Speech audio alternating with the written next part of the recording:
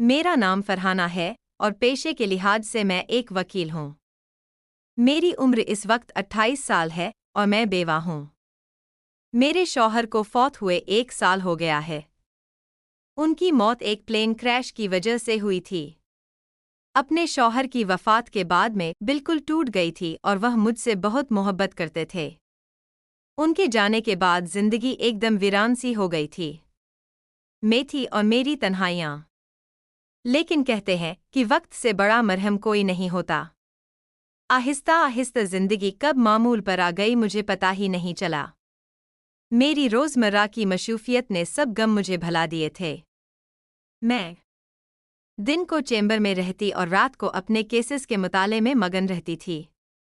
मैं बहुत खूबसूरत लड़की थी। मैं अपने शौहर के साथ जिंदगी को मुकम्मल एंजॉय करती थी। लेकिन अब मेरे शौहर नहीं रहे थे, तो मैं अपनी रूटीन लाइफ में मगन रहने लगी। 1 साल मजीद गुजर गया और मैं एक मशीन बन गई थी।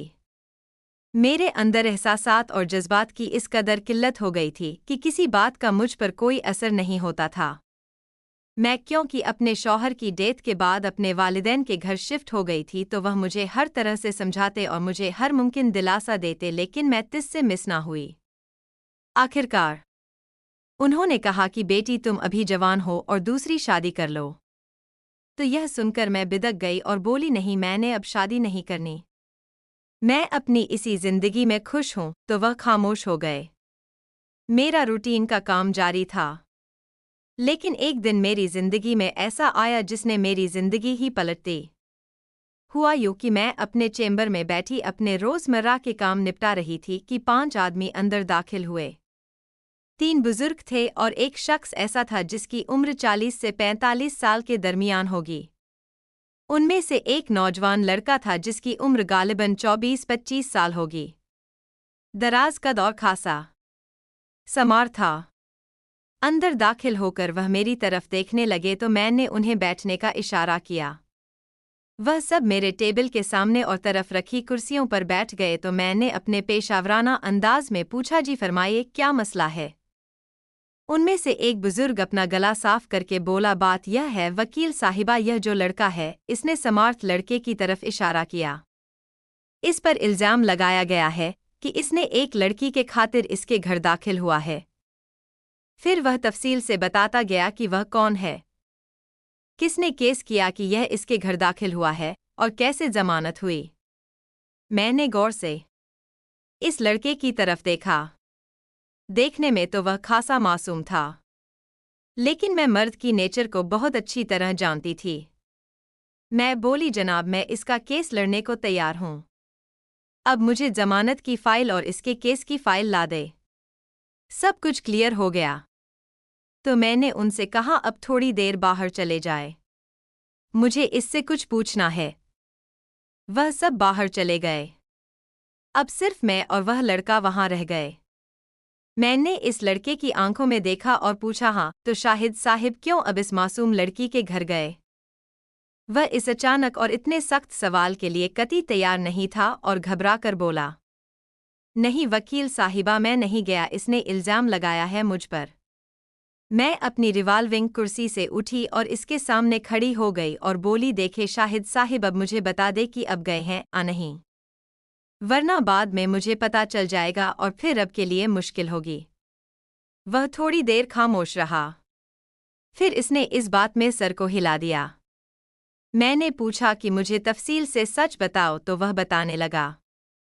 यह 2 हफ्ते पहले की बात है कि मेरी एक क्लास फेलो थी सारा, जिसे मैं पसंद करता था।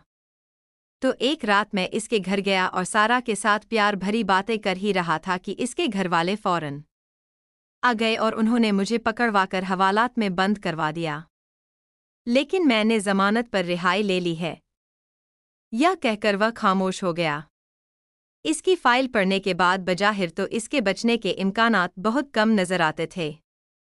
सारे सबूत इसके खिलाफ जाते थे।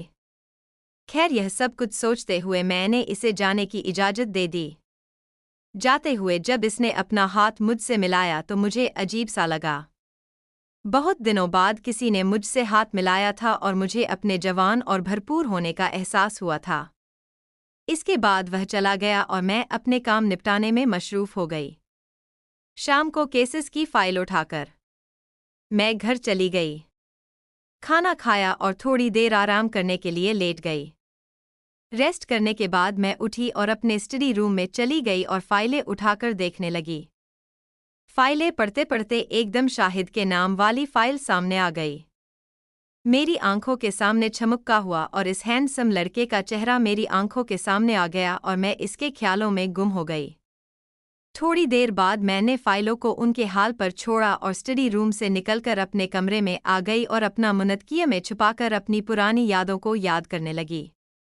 एक फिल्म सी मेरी आंखों में चली और वह सारे मनाजिर जो यूनिवर्सिटी और मेरी शादी से रिलेटेड थे मेरे जहन में घूमने लगे और मैं 5 साल पीछे चली गई।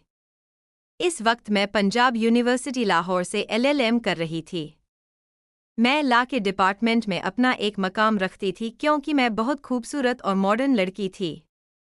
मेरी यूनिवर्सिटी में कई लड़कियों से दोस्ती थी जो मेरी बहुत रिस्पेक्ट करती थी और मैं वह वाहिद लड़की थी जिसने लड़कों की आंखों में अपने लिए प्यार देखा था। अपनी खूबसूरती और हुस्न से मैंने बहुत से लड़कों को अपना गिरवीदा बनाया हुआ था। जब मैं फाइनल ईयर में थी तो बिजनेस डिपार्टमेंट की एक लड़की नाहिदा से मेरी दोस्ती हो गई। नाहिदा बहुत हंसमुख थी और बातें करते करते इसका मुंह नहीं थकता था। एक दिन मैं कैंटीन गई तो नाहिदा एक लड़के से बैठी गुपशप कर रही थी। मैंने भी अपने कदम उनकी तरफ बढ़ा दिए तो मुझे देखते ही नाहिदा की आंखें खिल गई। वह मुझे अपनी साथ वाली कुर्सी पर बिठाते हुए इस अजनबी लड़के से मेरा तारुफ करवाते हुए बोली, यह मेरी बहुत ही अच्छी दोस्त फरहाना है। हाँ, वह अजनबी लड़का इसकी बात काटते हुए शौकी से बोला और ज़ेर लब मुस्कुराने लगा। मैं हैरान रह गई और नाहिदा भी, क्योंकि इस लड़के को मैंने कभी नहीं देखा था और ना कभी नाहिदा ने मेरा तारुफ इससे कराया था। नाहिदा झट से बोली, शाहजिब तुम्हें कैसे पता उनका नाम? वह मुस्कुराया और उन्होंने कहा, तुम सारा दिन मेरे सामने जिस लड़की की खूबसूरती की तारीफ करती रहती हो यह मोहतरमा इस मयार पर पूरी उतरती है और उन्हें देखते हुए तुम्हारे चेहरे पर जो खुशी थी इसे देखते हुए मैंने फौरन अंदाज़ा लगा लिया था कि यही फरहाना है। लड़के ने वजाहत की और मैं इस लड़के की विरासत की कायल हो गई और वह मेरी तरफ अजीब नज़रों से देख रहा था और मैं अनजाने में शाहजिब के बहुत करीब आ गई थी। शाहजिब MBA कर रहा था। इसके डैडी का अपना बिजनेस था और हमने एक साथ ही एजुकेशन कंप्लीट की और मैंने लाहौर हाई कोर्ट में एक माहिर वकील के तहत प्रैक्टिस शुरू कर दी। लेकिन मेरी और शाहजेब की मुलाकातों में कोई फ़र्क नहीं आया। हम एक दूसरे को शिद्दत से चाहने लगे थे और आखिरकार वह वक्त आ गया जब मैं फरहाना से फरहाना शाहजेब बन गई। मेरे नाम में जेब जैसे प्यारे लफ्ज का इजाफा हो गया।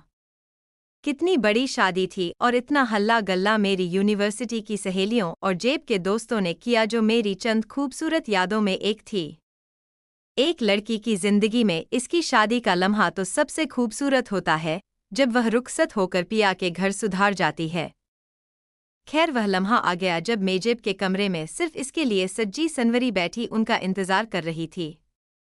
काफी देर बाद वह कमरे में दाखिल हुए और मैंने जल्दी से चेहरा छुपा लिया और सीधी होकर बैठ गई। वह आहिस्ता से मेरे पहलू में बैठ गए और मेरे चेहरे से दुपट्टा उठा दिया तो मुझे ना जाने क्यों शर्मा रही थी। हालांकि यही जेब था जिनके साथ मैं घंटों बातें करती रहती थी। उन्होंने अपनी जेब से एक मखमल की डिबिया निकाली और इसमें से एक खूबसूरत अंगूठी निकालकर मुझे पहनाई और बोले, मेरी जान यह तुम्हारे काबिल तो नहीं है लेकिन सच्चे और मुखलिस जज्बों की निशानी समझ कर रख लो। मैं वह अंगूठी चूमते हुए बोली, यह मेरे लिए सब कुछ है। इसके बाद काफ़ी देर तक हम दोनों प्यार भरी बातें करते रहे और अब मेरा उनके बगैर और उनका मेरे बगैर एक पिल भी दिल ना लगता था। जब वह ऑफिस होते तो मैं कई बार उन्हें फ़ोन करती और जल्दी काम खत्म करके घर आने का कहती। फिर जब उनके आने का वक्त होता तो मैं खूब सज्जी सनवरी उनका इस्तकबाल करती थी। यह सिलसिला चलता रहा और हमारी मोहब्बत दिन गुजरने के साथ साथ बढ़ती जा रही थी। वह मुझे अक्सर कहते कि जान मैं तुम्हें अपनी बीवी नहीं महबूबा ही समझता हूँ और मैं उनकी मोहब्बत पर मुस्कुरा कर रह जाती थी। फिर 2 साल गुजर गए और आखिरकार वह हज़ारों अरमान लिए इस दुनिया से रुखसत हो गए। वह शाम को किसी बिजनेस मीटिंग में दुबई जाने के लिए निकले थे। जाते हुए प्यार से मुझसे मिले थे और कहा था बेगम मैं 4 दिन के लिए दुबई जा रहा हूँ। यह कहकर वह दुबई जाने के लिए तैयार हो गए और निकल गए। मैं भी अपने कामकाज में मशरूफ हो गई और तकरीबन 1 घंटे बाद किसी ने फ़ोन किया कि दुबई जाने वाला प्लान क्रैश हो गया है, जिसमें सवार तमाम मुसाफिर हलाक हो गए हैं, जिसमें अब के शौहर भी शामिल हैं। यह सुना गोया कयामत टूट पड़ी। अब जेब के बगैर इतना बड़ा घर वीरान सा लगता था और तन्हाई मुझे काट खाने को दौड़ती थी। 100 में अपने घर अपने वालिदैन के पास शिफ्ट हो गई और खुद को मशरूफ कर लिया था उन्हें बुलाने के लिए। लेकिन यह सिर्फ मेरी खामख्याली थी और वह एक ऐसी याद थी जिसे भुलाया नहीं जा सकता था। और आज जिसका केस लड़ने का मैंने इरादा किया था वह मेरे मरहूम शौहर से बिल्कुल मिलता जुलता था। वही रोशन आंखें थी जिसने मेरे मरहूम शौहर की याद ताजा कर दी थी। सिर्फ इसी वजह से मैं इसका मुकदमा लड़ने पर मजबूर हो गई थी। फिर ना जाने रात के किस पहर मेरी आंख लग गई और मैं नींद की वादियों में उतर गई। खैर सुबह में काफ़ी लेट उठी थी। नाश्ता खुद बनाया क्योंकि माँ और दादा मामू के पास दूसरे शहर गए हुए थे। फिर मैं चैम्बर जाने की तैयारी करने लगी और आज मैं खिलाफ मामूल काफ़ी नकसक से तैयार हुई थी। एक सुर्ख रंग का सूट निकाला जो खासा मुझ पर सूट करता था। अपने लबों पर लिपस्टिक लगाई और खुशबू से खुद को महकाया और फिर चैम्बर चली गई। वहां अपने कागजात वकालत अपने मुंशी को दिए जो इसने जज को जमा करवाए। चंद दूसरे छोटे छोटे कामों से मैं फारग होकर अपना सर कुर्सी पर रखा और अपनी आंखें मूंद ली और शाहिद के बारे में सोचने लगी। इसका केस खासा खराब था और तमाम गवाह और सबूत इसके खिलाफ थे और इसके बचने की कोई उम्मीद ना थी। सारा के घर वालों ने इसे इस जुर्म का इर्तिकाब करते हुए पकड़ा था। अब जो कुछ करना था मुझे ही करना था और मुंशी ने बताया था कि मुकदमे की समाअत 15 दिन बाद है। मैं यह सब सोच ही रही थी कि दस्तक की आवाज़ सुनाई दी तो मैंने अपनी आंखें खोली और कामिन कहा। आने वाले वजूद को देखकर बेख्तियार में मचल उठी। ब्लैक जीन्स और ब्लू शर्ट में शाहिद मुझे बहुत निखरा निखरा लगा। अंदर आकर इसने सलाम किया और मैंने जवाब दिया और इसे बैठने का इशारा किया। वो मेरे सामने बैठ गया और इसके चेहरे पर परेशानी की लकीरें साफ दिखाई दे रही थी। शाहिद ने कहा मैम आपने मैसेज किया था, खैरियत थी? वह कुछ परेशानी से बोला तो मैंने कहा जी हाँ मिस्टर शाहिद। मैंने गला साफ करते हुए कहा बात यह है कि मुझे अफसोस से कहना पड़ रहा है कि मैं आपके लिए ज़्यादा देर नहीं ला सकूंगी। सारा के घर वालों ने आपको रंगे हाथों पकड़ा है और यह एक ऐसा पॉइंट है जिस पर कोई दलील कारगर नहीं हो सकती। इसका चेहरा परेशानी से बिगड़ गया और इसके माथे पर एसी में भी पसीने के कतरे साफ दिखाई देने लगे। वह कांपती हुई आवाज में बोला कि अब कोई भी